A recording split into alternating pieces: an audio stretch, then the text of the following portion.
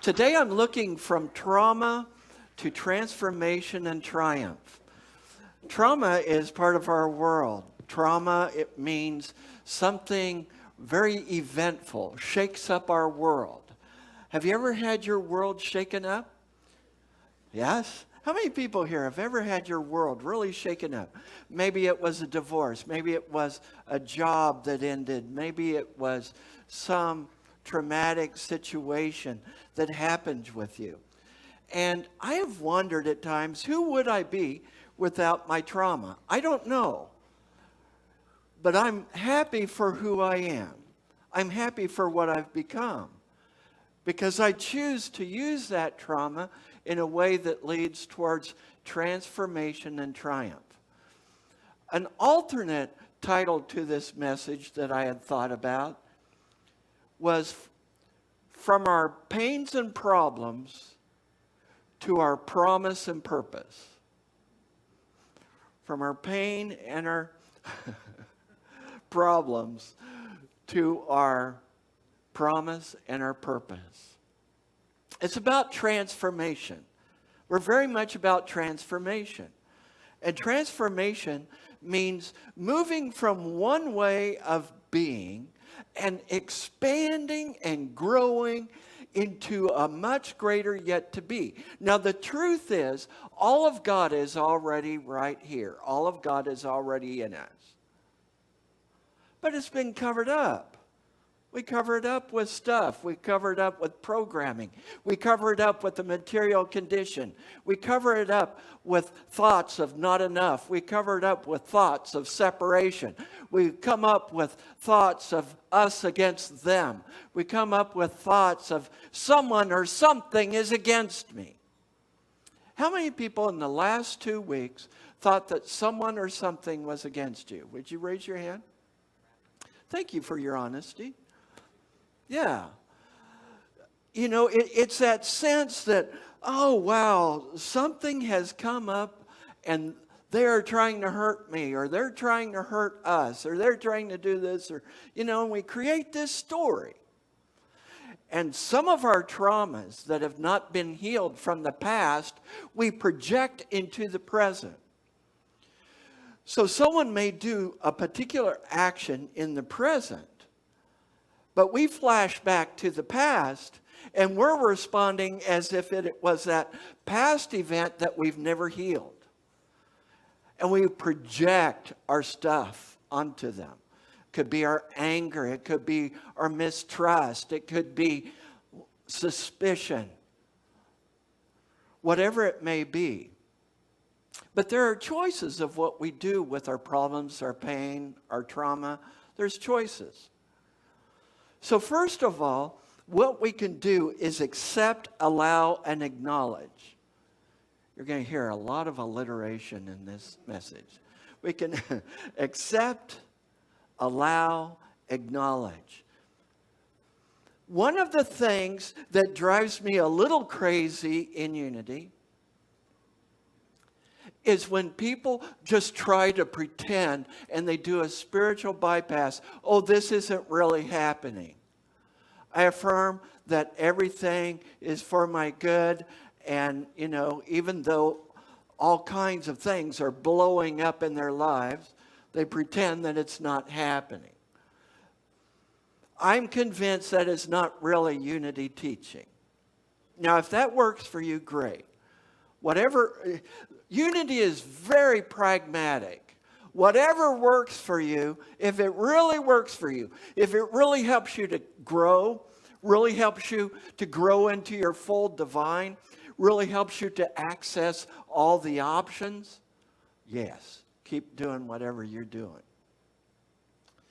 But most of us, if we get into that kind of denial, I'm not talking about denials and affirmations, but that kind of like, oh, this isn't really happening. We just know that this isn't happening.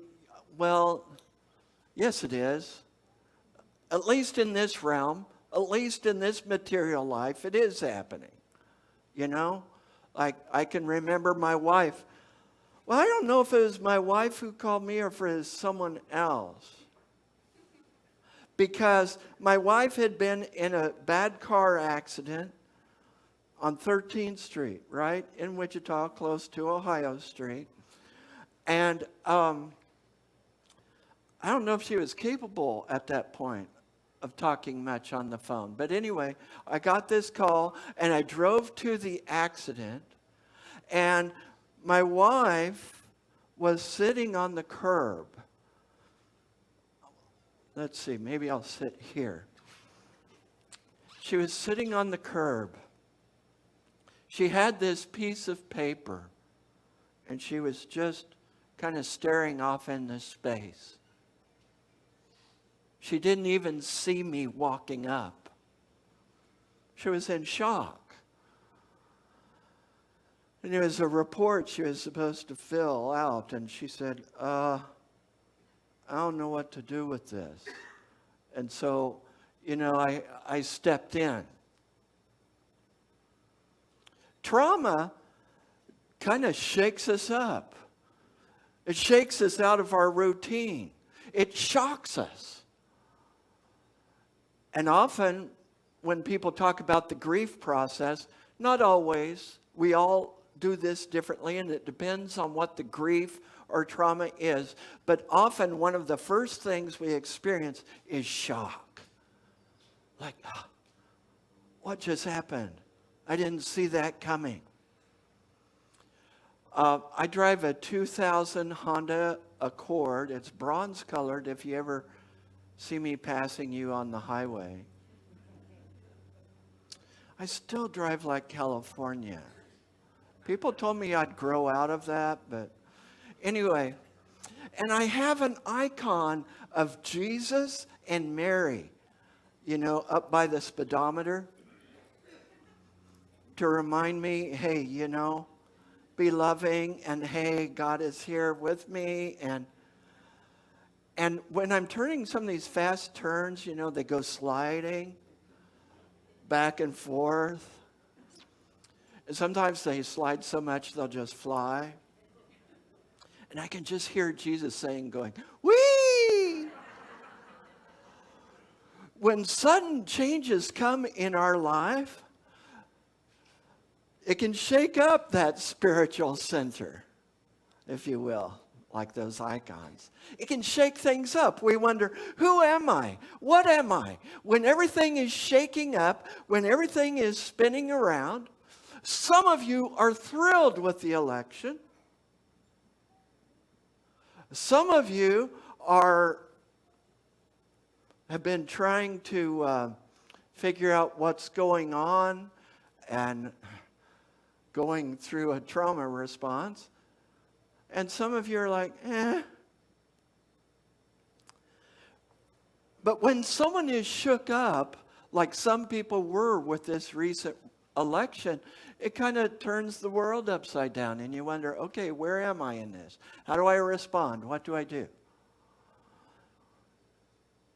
Trauma is that way. It shakes us up. It shakes everything up. There's a passage of Scripture in Hebrews that says, God says, and yet once more, I will shake the whole earth. And yet once more, I will shake the whole earth. And shake everything that can be shaken, so that that which is unshakable shall remain. Our time in the world is the great shakedown. We're getting shaken to our core at times. We don't always know what's real, what's not. So the first thing we need to do in transforming trauma into transformation and triumph is to accept, allow, embrace what's happening. Like, yes, this is happening. I remember going through divorce. It upset my whole world. I didn't think I'd ever go through divorce. That isn't what I pictured for myself. And I can remember heaving sobs, just sobbing and sobbing. But I embraced it. I embraced what was going on in my life because I wanted to grow. I wanted to use that for transformation. Not to stay stuck, not to stay in blame, not to stay in victimhood. I wanted to grow. So first you accept and acknowledge the trauma. And then you determine your attitude and your altitude. What's my attitude going to be towards this? Am I going to play the victim? Am I going to point at others and make others the matter with me? Am I going to blame people for how I'm feeling? In other words, am I going to give all my power away? Am I going to forget that, hey, I'm the presence of God in action? Am I just going to believe in separation and not enoughness, and that someone or something is against me? That unity's principle, that there's only one power and one presence active as my life and as the universe, is a fraud? Because if we really believe that principle, no one and nothing can be against us. Because there's only God. So what's my attitude going to be towards the situation? Do I choose to use this as a way to grow? Do I choose to use this as a way to transform? Or do I want to play the victim and just share the victim story wherever I go? Thirdly, in trauma, first we accept, we acknowledge, we allow. Then secondly, we choose our attitude, which, by the way, determines our altitude that we go with this. And then thirdly, we apply. We apply our spiritual teachings. We apply our spiritual principles. We apply what we've learned in life. We apply that which is absolute. Because the situation is temporary. But we apply eternal principles and eternal truths to it. So in that divorce situation, I eventually read this book that talked about Jesus, the crucifixion, being placed in the tomb, and then the resurrection. And they said this is the way of transformation. Dying to the old, going into the abyss. Some of you know Joseph Campbell's hero's journey. Going into the abyss so that there can be a resurrection, so there can be real transformation. In truth, trauma can be a gift because it can change our whole perspective of everything. So when we apply these principles, we can experience that transformation. There is someone that I worked with years ago. I'm still a hospital chaplain, and when I was a hospital chaplain in Wichita, Kansas, I was the chaplain for surgical intensive care, large surgical intensive care unit, large regional burn center, large neurocritical care unit, and large trauma services, all at the same time. I was a bit of an adrenaline junkie at that time. And in the regional burn center, and this is public knowledge, it's in the public domain, so I can share about this.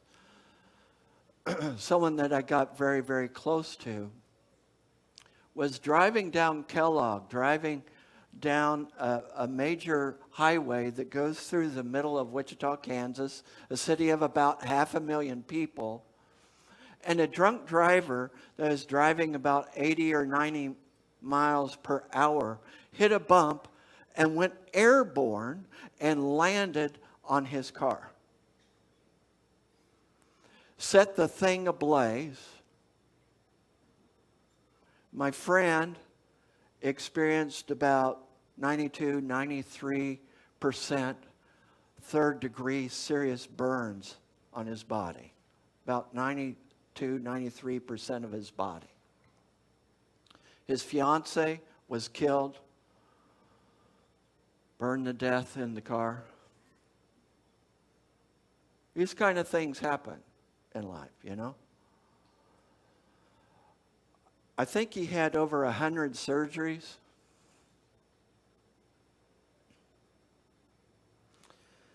You want to know what he does now?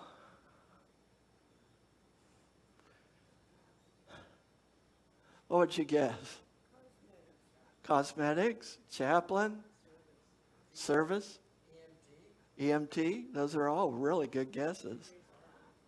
Fireman, great guesses. He travels the country and tells people how to move from trauma to hope. He tells his story of how he found hope, of how he really found purpose, how his pain led him to purpose.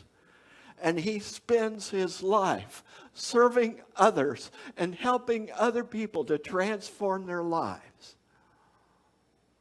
He turned trauma into transformation. He turned trauma into triumph.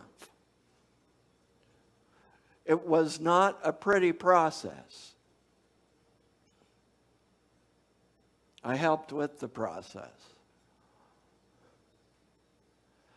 But he knew there was something greater in him than this situation that occurred.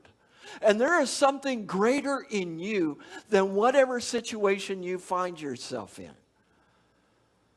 John says in the Christian scriptures, greater is he that is in you than he that is in the world. And Jesus said, don't fear.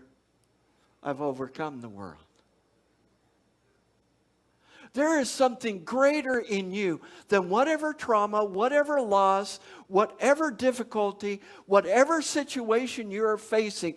There is something in you that is transformational and triumphs. It can never be diluted, diminished, divided, diluted. This power is absolute. It is the presence of God living in you and as you. You've come through so many things. Just look at some of the things you've come through in your life. There is something in you that would not stop. There is something in you that kept you going. There is something in you that refuses to stop because it wants to grow. It wants to expand. The power of Spirit wants to expand. And sometimes our pain is what pushes us to change. Sometimes pain is the evolutionary driver for us to transform. The reason is a lot of us sometimes would rather just sit and be where we're at. Like, no change, please. Everything's fine. Just keep it right there. But then pain comes along. And pain pushes us. And we have a choice to either become bitter and closed up and more constricted, like that reading said, or we have the opportunity to allow it, to accept it. We have the opportunity to choose what our attitude is going to be about it.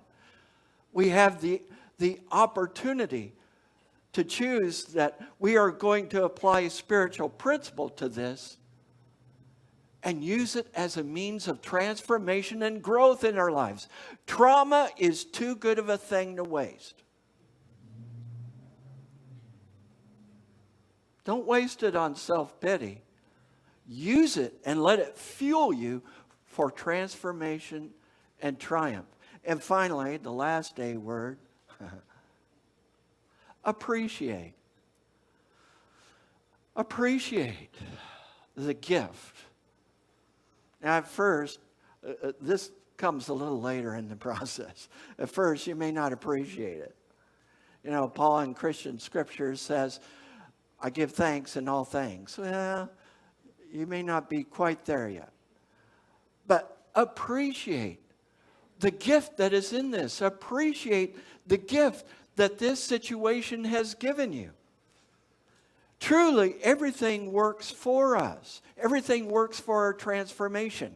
Everything works for our growth and our expansion, if we will allow it, if we will accept it, if we will choose our attitude and determine our altitude, if we will apply spiritual principles, then we can truly appreciate the gift.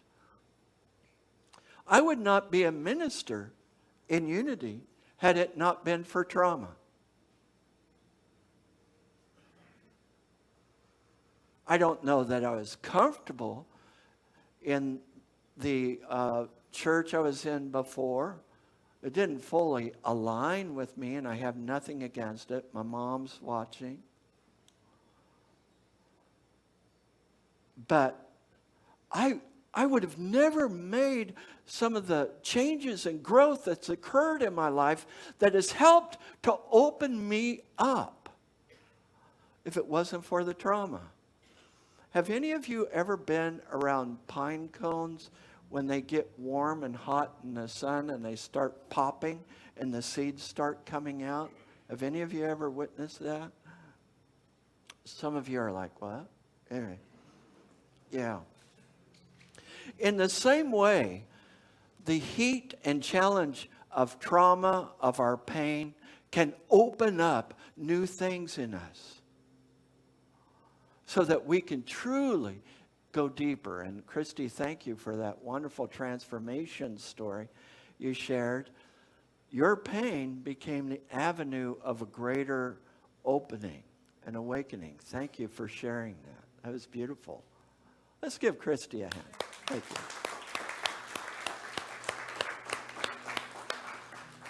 And you know, in English, our words have multiple meanings. So appreciate means not only to be thankful for and grateful for, and yes, we're leading up to Thanksgiving, and next week I'll be talking about the power of gratitude. But appreciate in economics means that it's increasing in value. Now, property here in Hawaii, how many of you bought property in Hawaii over 20 years ago? You've seen it appreciate, haven't you? Greatly, the value. Now, Wichita, Kansas, it doesn't appreciate as fast, but the house that we have in Wichita that I bought in Wichita has already doubled in value.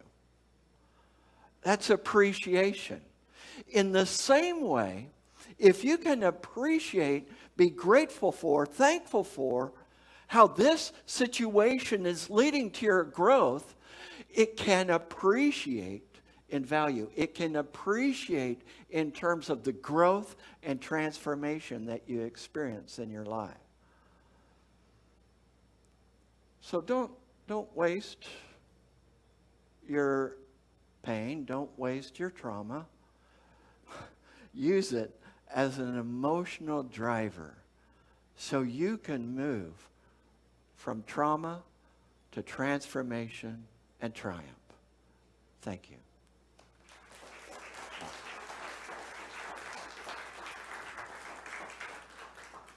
I invite us to take a deep breath as we're going to have a couple of minutes, a meditation just to sink into this. And God, we know that you are here. We know your presence living in, through, and as us has accomplished amazing things, given us the strength to grow, to transform, and to experience triumph. And let us take that for a couple of minutes into the silence.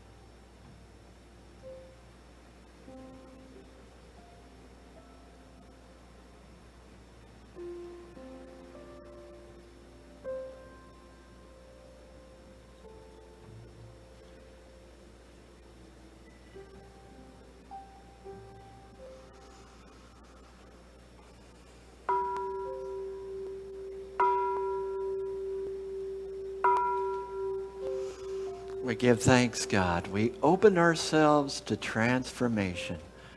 We are grateful for all the the evolutionary drivers in our lives. We give thanks for all this wonderful spiritual community, knowing we are here to bring heaven to earth. Your will be done on earth as it is in heaven. For this, we give thanks, and so it is. Amen.